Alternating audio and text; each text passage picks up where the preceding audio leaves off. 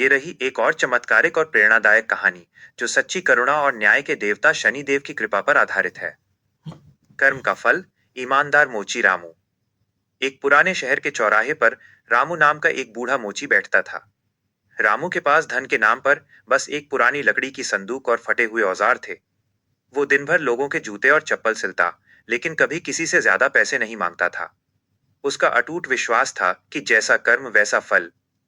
अमीर व्यापारी का अहंकार। उसी शहर में सेठ करोड़ीमल रहता था।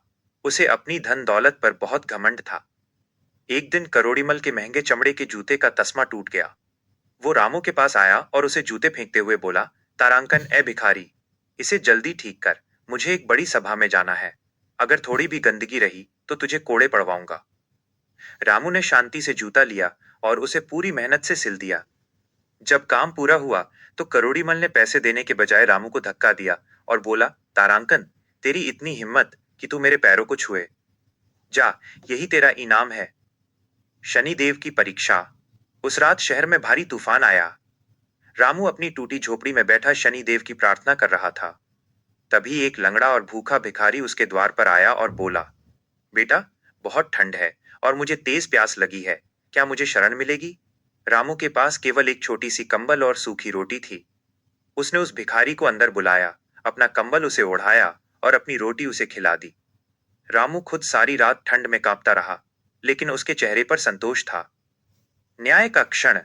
अगली सुबह जब रामू उठा तो उसने देखा कि वो भिखारी गायब था। उसकी जगह लकड़ी की संदूक शुद्ध काले संगमरमर की बन गई थी और उसमें रखे पुराने कील और धागे चमकते हुए नीलम और हीरों में बदल गए थे। तभी आकाश से एक गंभीर गर्जना हुई और साक्षात शनिदेव प्रकट हुए। उन्होंने कहा, तारांकन रामू, तूने अभाव में होकर भी करुणा का मार्ग नहीं छोड़ा। तेरे कर्म शुद्ध हैं, इसलिए आज से तेरा ये संदूक कभी खाली नहीं होगा। वहीं दूसरी ओर सेठ करोड़ीमल जैसे ही अपनी तिजोरी खोलने गया, उसकी सारी सोने की मोहरें पत्थर और कोयले में बदल गईं। उसे अचानक अपने पैरों में वही दर्द महसूस होने लगा जो उसने रामू को दिया था। वो समझ गया कि उसके बुरे कर्मों का हिसाब शुरू हो गया है। वो भागता हुआ रामू के पास आया और उसके पैरों में गिरकर माफी मांगी। सुखद अंत। रामू ने अपनी दौलत का इस्तेमाल गरीबों के लिए एक बड़ी धर्मशाला बनवाने में किया। उसने सेठ करोड़ीमल को भी माफ कर दिया, जिससे सेठ का कष्ट दूर हुआ, लेकिन उसकी दौलत वापस नहीं आई। रामू ने सिखाया कि धन तो आता जाता है, पर इंसान के कर्म ही उसकी असली पहचान है। सीख। ईश्वर की लाठी में आवाज नहीं होती, लेकिन उसका न्याय सबसे सटीक होता है। ईमानदारी कभी बेकार नहीं जाती।